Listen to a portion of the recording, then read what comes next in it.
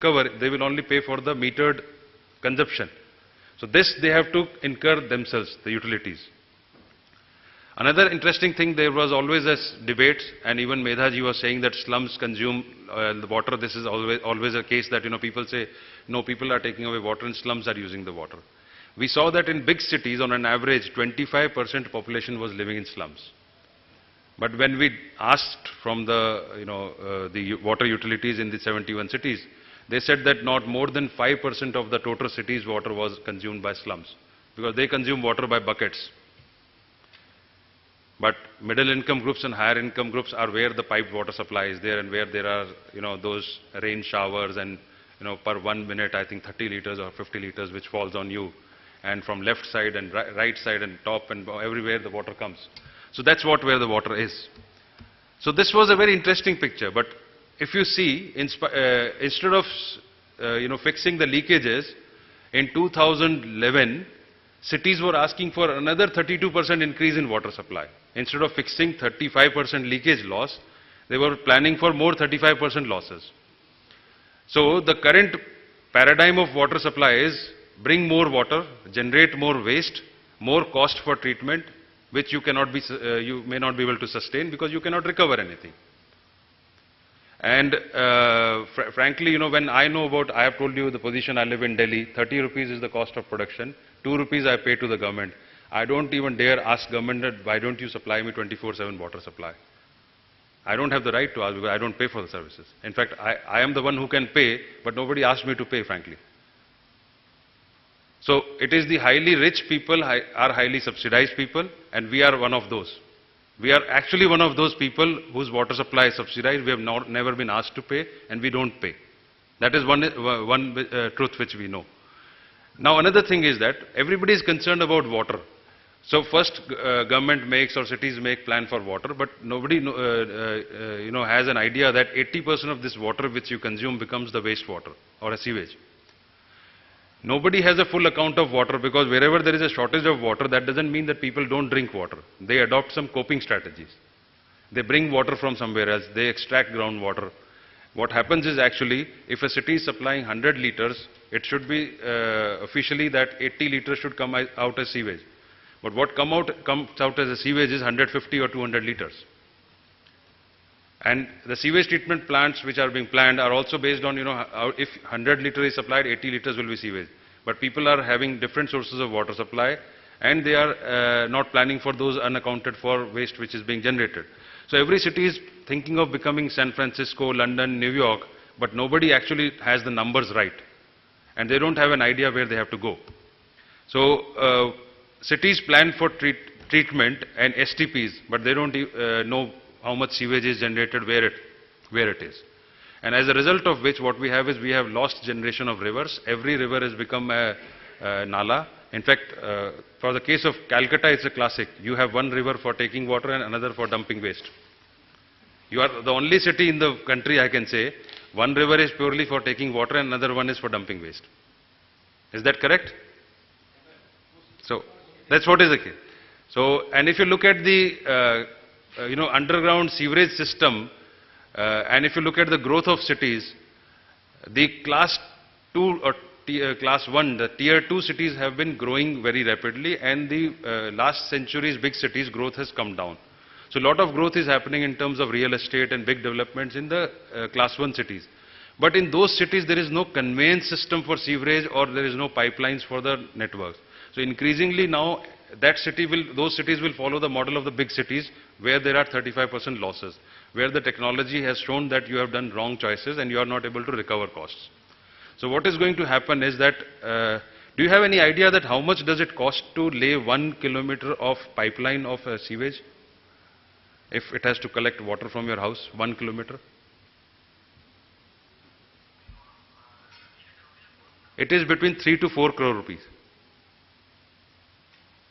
This is as per the JNURRM latest reports which have been submitted to Ministry of Urban Development. 3 to 4 crore rupees only for conveyance. It is not treatment.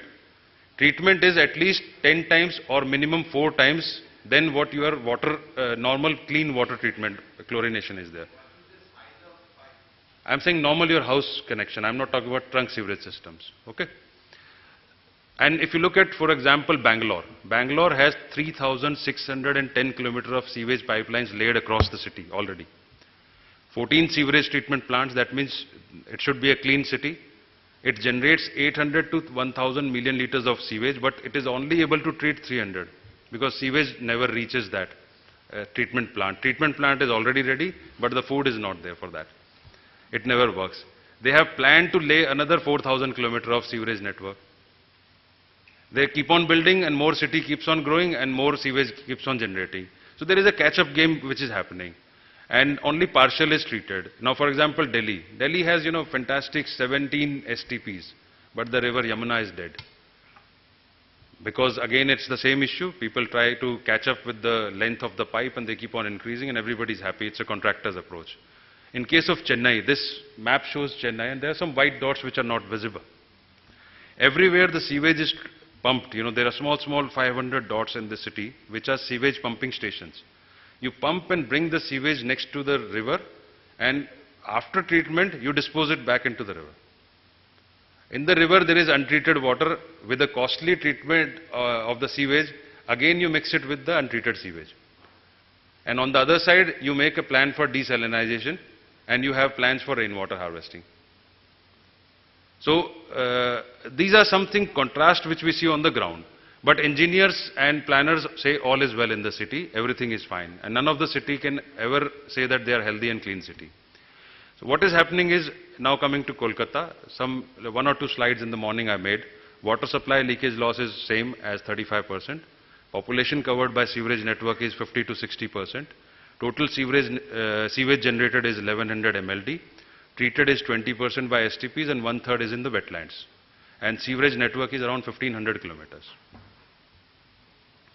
But the costs are mounting and there is little return because they cannot recover from the individuals, they can't do any recovery. So this is one of the big issues. So third or half of the city's sewage which was treated through East Kolkata wetlands, which was one of the cheap ways of, or you can say most economical ways, is actually now not being preferred as an option because builders and planners are taking way for that. Yeah. So this is a big issue. So as a result, what is happening is, just to summarize, that current water supply is basically for water supply cost to government, and government cannot meet the cost. Treatment, it is cost to government, government cannot meet the cost.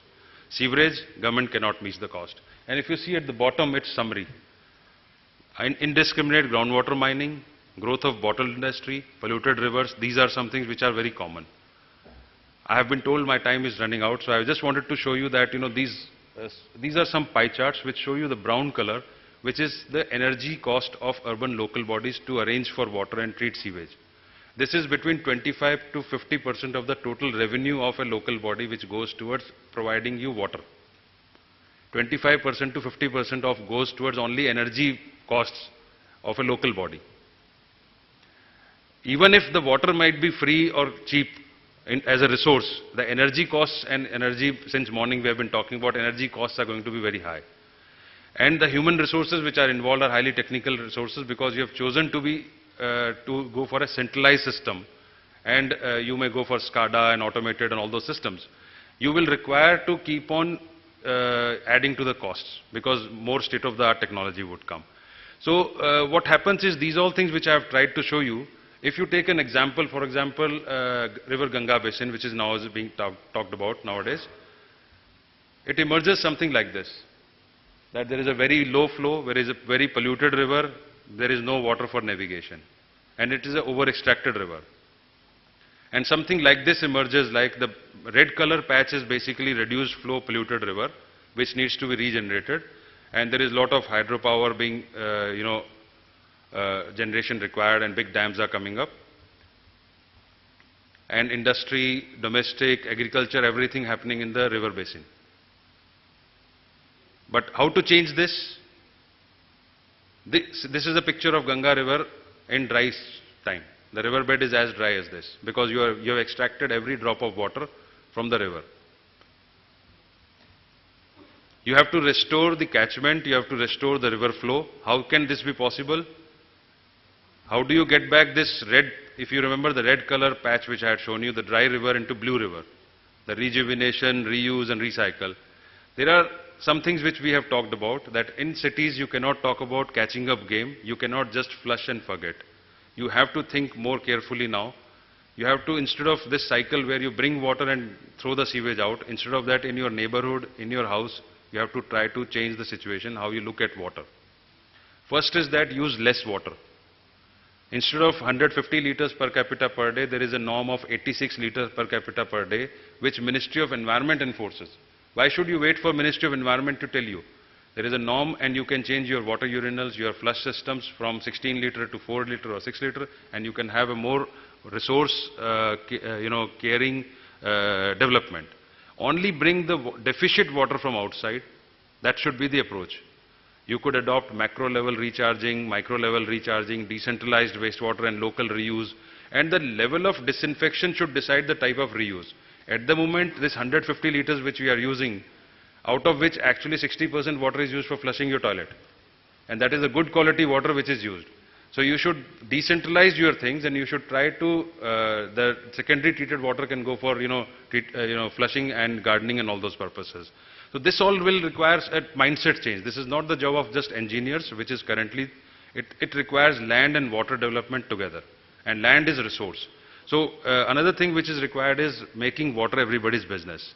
I think till the time water and wastewater is in the hand of only few people, water management can never become sustainable. We need to reuse, recycle, we need to do all our efforts, and everybody has to contribute into that. I think I just wanted to convey this message, and I hope I have been able to convey this. Thank you very much.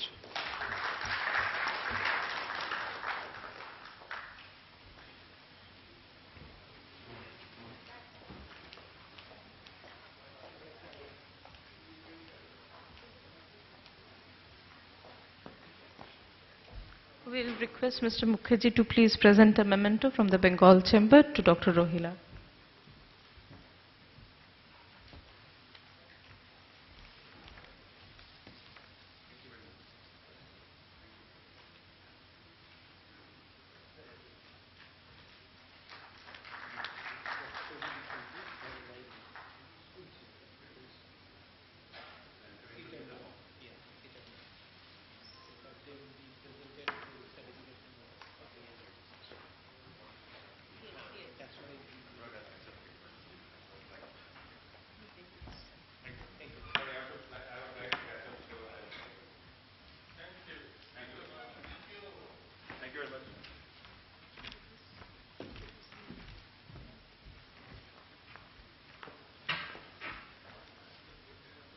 Dr. Anurag Danda, Head Climate Adaptation and Sundarban Landscape, WWF India. Can you put it out, please?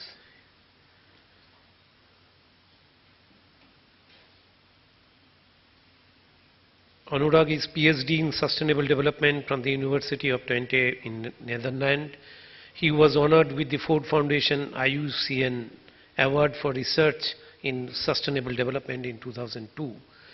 See, we have been listening, we have been reading in the newspaper on greenhouse effect.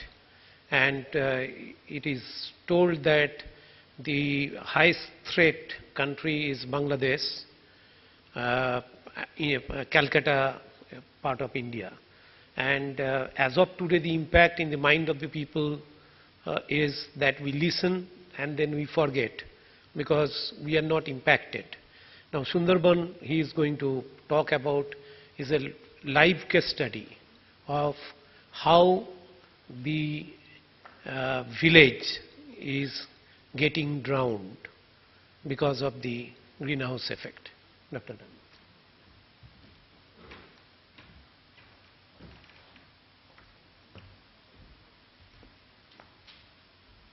For all of you, and therefore I'll try and be as brief as possible. Nevertheless, I would like to get my message across, and I thank BCCNI for letting my organization and myself have the opportunity. So I'll begin by thanking you, sir. I've been asked to speak about sea level rise and the reality check of what it is doing, talking about the interrelationships between economic and ecological systems, and of course, a vision for a threatened area. My organization has been working in the Sundarbans for a very long time, and I myself have spent about 10 years in the organization and about 17 years in the Sundarbans itself. I work for an organization called WWF. Earlier it used to be called the World Wildlife Fund. However, now it's known by its abbreviation, and also we've expanded our work from being just wildlife conservation organization to being more an environmental organization. The reason why we thought a vision was required for the Sundarbans was it is becoming extremely vulnerable to high intensity weather events, to rising sea level. And the reason why we need to be bothered about Sundarbans is, without Sundarbans, this city has a lot of investment to make in terms of protection. If Sundarbans were not to be there, this city would have to invest very heavily.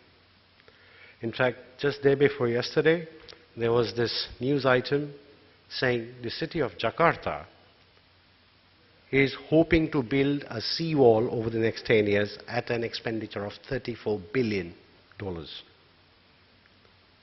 So a mind-blowing expenditure would be required.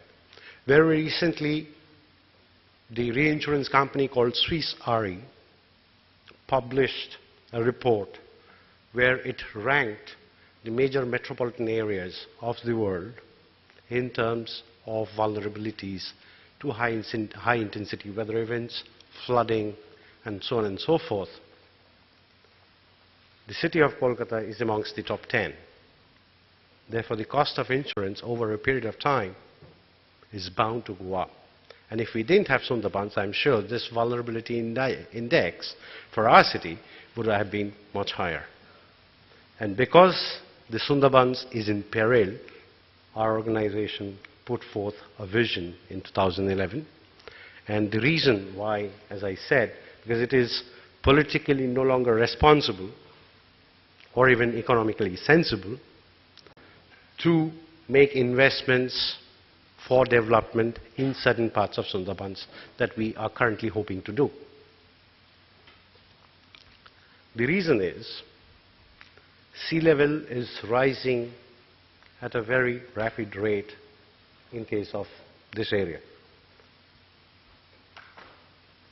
Bangladesh, of course, being our neighboring country, has the same problem as we do. However, we need to be bothered about our own backyard, and therefore, just to give you a sense of how rapid this change is, between 1990 and 2003, and these are not calculations, these are readings from tide gauges, and records are being maintained. So we were witnessing 3.14 millimeters of sea level rise during 1990 to 2003. However, between 2000 and 2009, the subsequent decade, it came to almost 13 millimeters per year. Within the Indian part of the Sundarbans, since 1969, we've had a net land loss of over 200 square kilometers.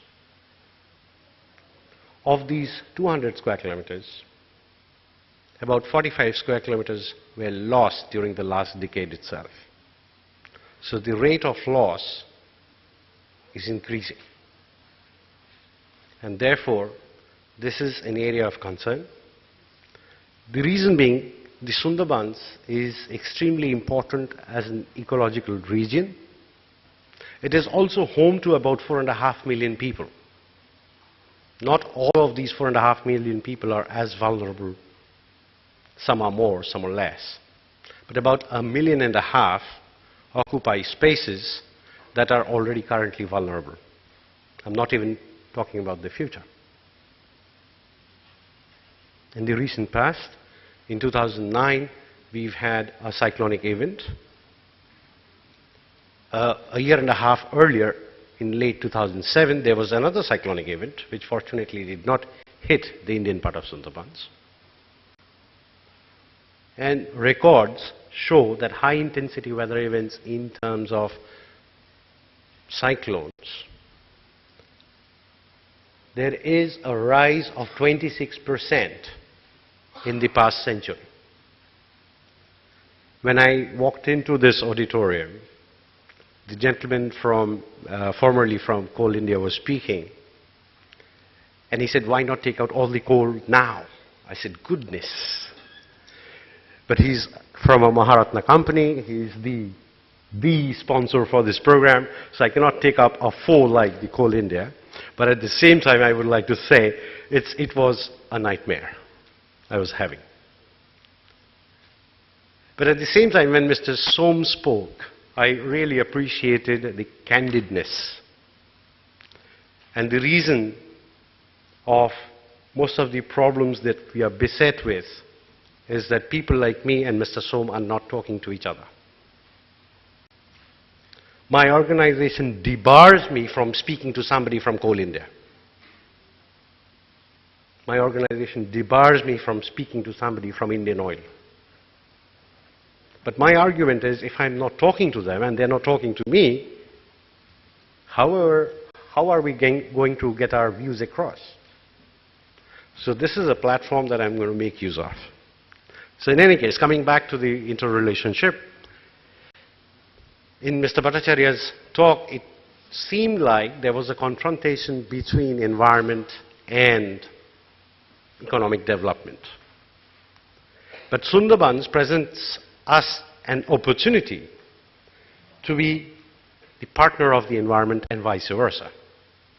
And Sundarbans being one of the last strongholds of the Bengal tiger, I say the city of Kolkata has the opportunity to be the partner of the tiger and vice versa.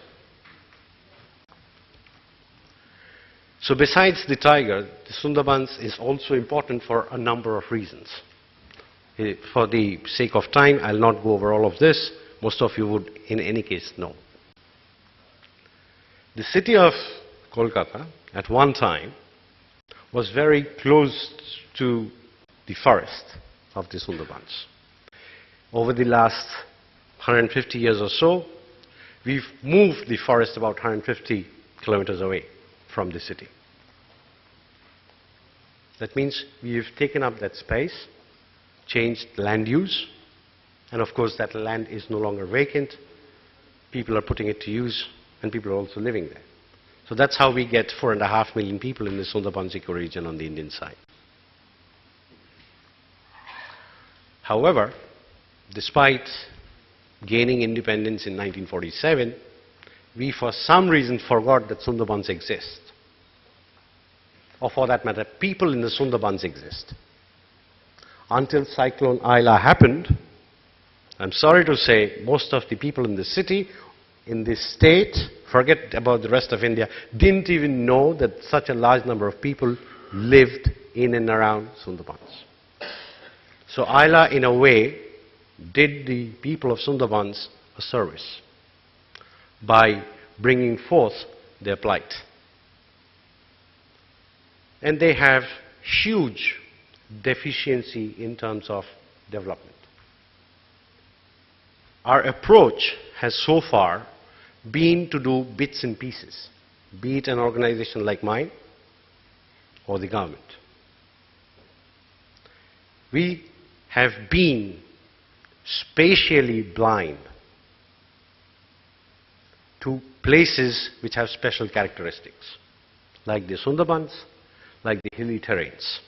We think what applies to the city of Kolkata would and should apply to places like the Sundarbans and the hills. And therefore, we thought it's high time we communicated our vision. So we did a vision document which was meant to inform, to raise a debate. And this vision envisages essentially helping people get out of the high-risk zones. The first time I said this, even my own Secretary General said, where are you going to take 1 million people? I said, I'm not going to take 1 million people anywhere. These 1 million people will have to be provided the opportunity that my children have, or I have had. Why should the children of the Sundarbans not have the same opportunities that my children do? So this vision essentially talks about providing the opportunities, securing places outside the zone of vulnerability or high risk, making that kind of an investment. And therefore, I'm not talking about pushing people out. I'm talking about pulling people out. In fact, the example Mr. Som provided of the school coming up and the tribals giving up land is precisely what is also envisaged in this vision. In fact, it would call for urbanization. My previous speaker, Dr. Rohila, he and I were colleagues at one time. He talked about cities actually creating more problems. But our Prime Minister is traveling to Kyoto tomorrow, and there are such examples where cities can actually be quite smart. And if cities can be smart, towns can be smarter still. And therefore, if we are talking about smart towns outside the high-risk zones in the Sundarbans, where people of the Sundarbans have preferential treatment and access to certain services, I'm sure people will make use of that opportunity.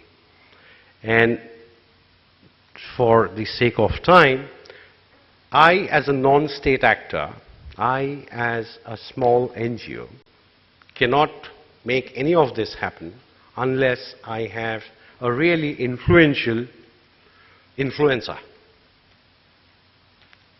And because it's a transboundary issue, Sundarbans cannot be handled by India or West Bengal, and you need to bring Bangladesh on board, I needed a multilateral agency, and that too a very influential multilateral agency, to take this message forward. And guess what? I've had the World Bank to carry this message forward. They are expecting our Chief Minister to release this report that is ready and printed to be released sometime in September. And the strategy for the Sundarbans, this World Bank document, actually talks about the vision that WWF put forth, where people are safer, the ecosystem is strengthened, has a larger space to play around with, and the kind of investments it would need. So it will not only have multiple benefits for the people of the Sundarbans, it will have ecological benefits, and it also provides the much needed investment that is in seriously short supply these days in this state. Thank you, sir.